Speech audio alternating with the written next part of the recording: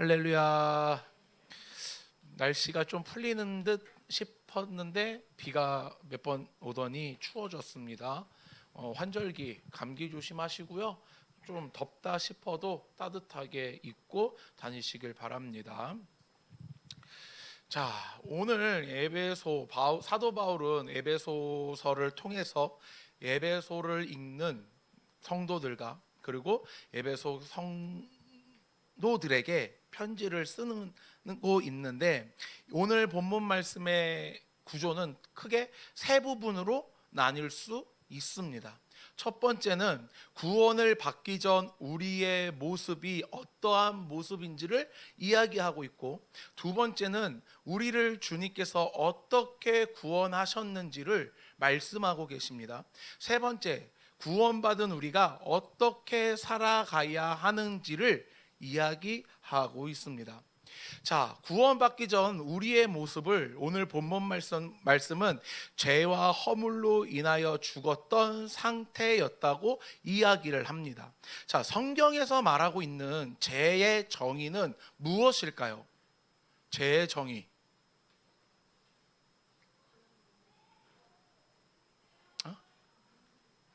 죄의 정의. 무엇을 죄라고 이야기를 할까요? 성경에서 말하고 있는 죄는 예수님을 믿지 않는 상태를 죄라고 정의하고 있습니다. 예수님을 믿지 않는 모든 자들은 즉 죄인의 상태에 놓여져 있는 거예요. 그것이 누구의 상태였다고요? 우리의 상태였다라는 거예요. 우리가 죄와 허물로 인하여 죽었던 상태에 놓여져 있었는데, 그것을 누가 긍휼히 여기신 거예요? 하나님이 긍휼히 여기신 거예요. 죄인은 크게 여러 특징들이 있지만 도드라지는 특징이 있어요. 욕망대로 사는 사람을 이야기를 합니다. 여러분들이 욕망을 표출하는 그런 가지고 있는 욕망 중에 가장 하찮은 욕망 무엇이 있을까요? 식욕. 그렇죠, 식욕. 근데 이건 어떻게 보면 하찮지 않아요. 생존과 직결된 욕망이에요. 자, 또 무슨 욕망이 있죠? 수면욕. 자, 여러분들 어저께 몇 시에 주무셨나요? 12시 반. 아주 좋지만 거기서 한 30분만 더 땡겼으면 더 좋을 것 같아요. 자, 1시 넘으신 분? 안 돼. 2시. 안 돼. 3시. 너는 왜? 유시원 왜? 너 왜 3시야? 자, 저도 어저께 3시에 잤거든요. 자, 들어봐요. 제가 주일날 아무리 늦어도 11시 반에는 반드시 잠에 듭니다. 어저께도 11시에 잠이 들었어요. 잠이 들었는데 옆에서 누군가 날 깨웠어. 아내가 날 깨웠어. 이제 막달에 다르다 보니까 뱃속에 있는 조이가 자꾸 태동을 하니까 아픈 거야. 그래서 아내가 아프니까 깼는데, 문제는 혼자 아프고 혼자 깼어야 되는데 옆에 자고 있는 나를 건드려서 깼어. 그래서 딱 일어났는데 그때부터 잠이 안 오는 거예요. 다시 잠을 자려고 목욕도 다시 싹 하고 곤히 눕고 했는데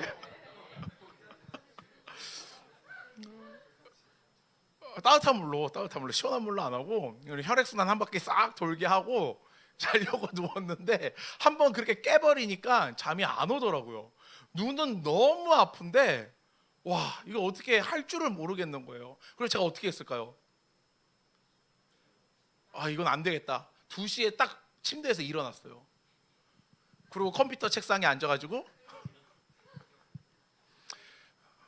내일 준비를 하려고 했는데 그게 잘 되지 않아가지고 내 정신력을 좀 소모시켜야 되겠다 해가지고 한 게임을 30분 정도 했어.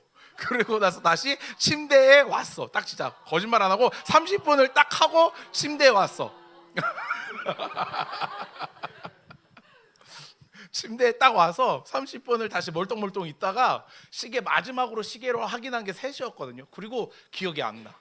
그리고 6시, 그러니까 5시 50분에 알람을 듣고 일어나면서 큰 한숨을 쉬면서 어휴 피곤하다 이러고 일어났거든요. 자, 우리가 살면서 이 수면욕이 상당합니다. 여러분들 아침에 일어나는 거 쉬워요, 어려워요?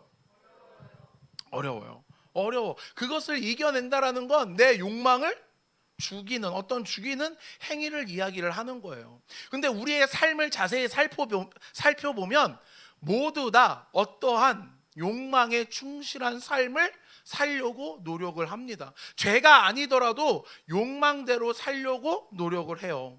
근데 그것이 성경은 곧 죄라고 이야기를 합니다. 왜 욕망대로 사는 게 죄일까? 왜? 성경은 우리는 늘 신앙생활을 하며 기도를 하고 있어요. 하나님, 하나님의 뜻이 무엇인지 알려주시고 그 뜻대로 살게 하여 주시옵소서라고 이야기를 하지만 정작 우리의 삶을 훑어보면 하나님의 뜻보다는 누구의 욕망대로 사는 거예요? 내 욕망대로 사는 거예요. 내 욕망대로.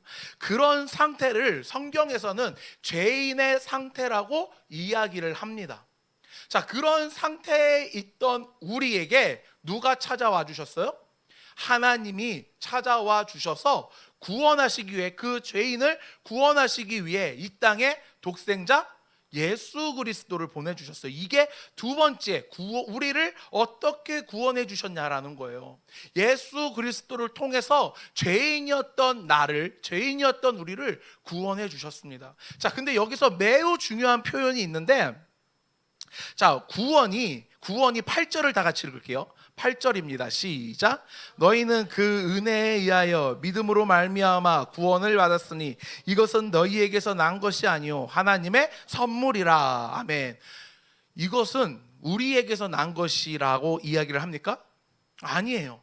이것은 우리에게서 난 것이 아니라, 그러니까 우리의 어떠한 행동이나 어떠한 잘남으로 인해서 구원을 받은 것이 아닌 하나님의 선물이라고 이야기를 합니다. 이야기를 해요. 자, 우리가 부모님께 어떠한 어렸을 때 선물을 막 달라고 이야기를 해요. 엄마, 이번 생일 선물은 나 이런 걸 받았으면 좋겠어 막 하면서 이야기를 합니다. 근데 그럴 때 그 내면에 내가 한 10만 원짜리를 이야기하면 내년 우리 엄마 생일날 내가 그거의 80% 정도의 어떤 선물을 드리면 엄마랑 쌤쌤이 정도 되나? 이러면서 그런 것들을 따지면서 하세요? 여러분들이 부모님께 선물을 달라고 지를 때는 어때요? 아무 생각 없이 정말 내가 필요한 걸 이야기를 합니다. 민준아, 생일 선물 뭐 받았어? 동생한테 생일 선물 뭐 해줬어요? 향수. 원하는 향수였나요? 좋아요. 자, 향수를 해줄 때 가격 물어봐도 돼요 혹시? 오케이. 자, 10만 원짜리 향수를 해줬다고 칩시다. 근데 예진이 생일날 민준이가 10만 원 정도의 금액을 맞추지 않고 아니야. 저기 메가 5천 원짜리 쿠폰을 보내줬어. 자, 보내줬어. 그러면 예진이는 와, 얘가 지금 학생이니까 돈이 없나 보다 라고 생각을 할까요? 아니면 이놈의 새끼, 내가 10만 원을 보내줬는데 이거밖에 안 해? 라고 생각을 할까요? 그러면 이제 투자가 드는 순간 어떻게 행동을 하죠? 그 향수를 이제 예진이가 몰래 한 번씩 책책책 뿌리면서 사용을 하게 되겠죠. 우리가 사랑하는 사람에게 어떤 선물을 줄 때, 와, 내가 요번에 이걸 선물해 주면 내가 이만큼 받겠지 라고 생각을 하지 않아요. 그런 계산적인 생각을 하지 않는단 말이야. 그런데 계산을 하는 순간 어떻게 되는 거예요? 아깝기 시작해요. 그 선물들이, 내가 줬던 선물들이 아깝기 시작을 해요. 그리고 우리가 선물을 받을 때 값이 많이 나가는 선물과, 여러분들, 값이 많이 나가는 선물과 정성이 듬뿍 담긴 선물, 무엇을 받기를 원하세요? 자, 다시, 가격이 듬뿍 담긴 선물과 정성이 듬뿍 담긴 선물, 이건 둘 나눠져 있어. 뭘 받기를 원하세요? 그래, 맞아. 자, 가격이 듬뿍 담긴 선물은 내가 정말 갖고자 하는 뭐 전자기계나 이런 거겠죠. 근데 정성이 듬뿍 담긴 선물은 종이약 1000마리, 뭐 거북이 1000마리. 여러분들 1000마리 접어보셨어요? 내가 한번 해봤는데 100마리에서 나 너무 힘들더라고. 정성이 진짜 많이 들어간 선물이에요. 아니면 뜨개질, 병어리 장갑이나 목도리, 정성이 듬뿍 담긴 그런 어떤 선물. 자, 여러분들 무엇을 받고자 하십니까? 비싼 거. 목도리를 받고자 하지만 실로 떠준 목도리가 아니라 C 브랜드가 들어간 목도리를 받길 원하는가? 아니면 어떠한 다른 브랜드를 받고자 하는 마음이 드는 게 사람 마음이에요. 자, 그리고 비싼 걸 받았어. 그거 막 쓰고 다녀요? 애지중지하면서 정말 중요한 자리에 그것을 쓰고 가요. 근데 목도리 뜨개질로 해준 걸 받았어. 그냥 교회 올 때 쓰고 출근할 때 쓰고 비 올 때 그거 펼쳐가지고 머리로 이렇게 돌돌 감아가지고 비 안 젖게 하고 막 쓴단 말이야. 막 써. 왜 그래요? 어떤 선물의 값어치가 다르기 때문에 그래요. 왜 아닌 척하지? 왜 아닌 척해? 나만 쓰레기야? 다 같이 우리 쓰레기가 됩시다고. 자, 우리가 구원을 하나님의 선물로 받았는데 우리가 가만히 생각해 보면 그 선물의 값어치가 여러분들에게 어떠한지를 한번 곰곰이 생각해 보았으면 좋겠어요. 그 선물을, 구원을 여러분들은 과연 명품처럼 대하고 있는지, 아니면 정성이 듬뿍 담겨 있는 하나님의 사랑이라고 하는 그것만 표현하고 있는지를 우리는 돌이켜 봐야 합니다. 우리가 아무것도 한 것 없이 하나님의 사랑과 은혜로 구원을 받다 보니 어느 순간 우리는요, 이 구원을 아주 헌신짝처럼 취급할 때가 너무나도 많아요. 근데 하나님께서는요, 우리를 구원하고자 어떠한 대가를 치르셨나요? 독생자 예수 그리스도를 십자가에 죽게끔 하는 대가를 치러야 했습니다. 세상에서 하나님에게 가장 소중한 것을 대가로 주었다라는 거예요. 누구 때문에? 나 때문에. 그렇기 때문에 우리 사랑하는 인천중앙교회 CLC 청년부 여러분들이 받은 구원은 결코 값싸지 않습니다. 그 구원을 늘 소중하게 여기며 그것에 대해 늘 감사함을 여기며 살아가는 우리 CLC 청년부가 되길 소망합니다.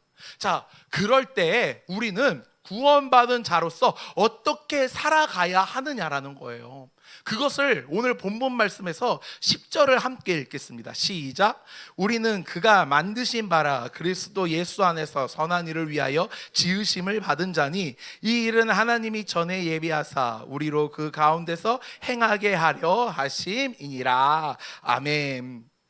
자, 우리가 어떻게 살아가야 하냐면 그리스도 예수 안에서 선한 일을 위하여 지으심을 받은 자들이래요. 그 말은 뭐냐면 우리의 행실이 선해야 한다라는 거예요. 근데 이거를 새번역 성경으로 읽으면 이렇게 읽을 수 있어요. 하나님이 이렇게 미리 준비하신 것은 우리가 선한 일을 하면서 살아가게 하시려는 것입니다 라고 번역되어 있어요. 새 번역에는.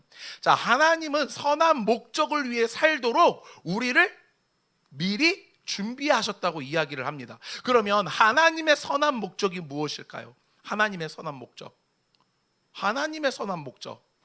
막연한 어떠한 전도?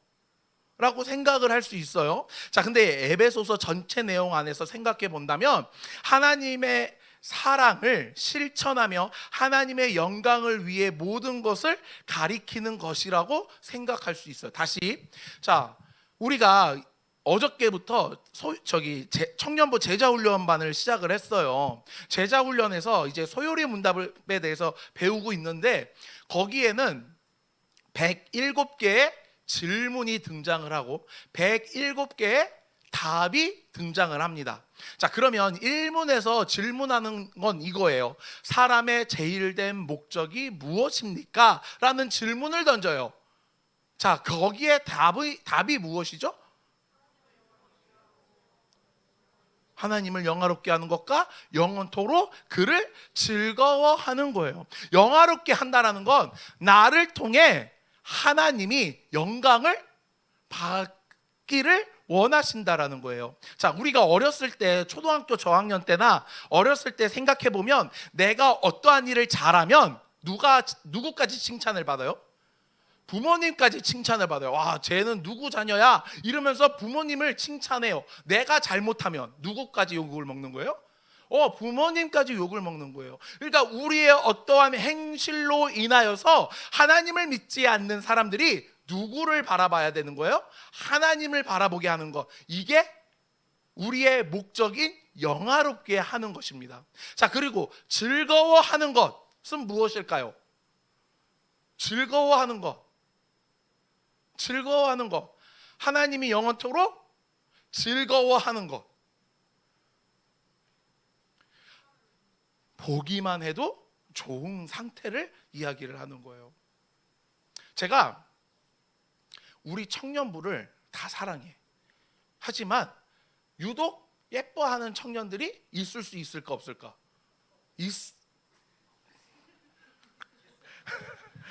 있어요. 나도 사람인지라. 그럼 누굴 이뻐할까?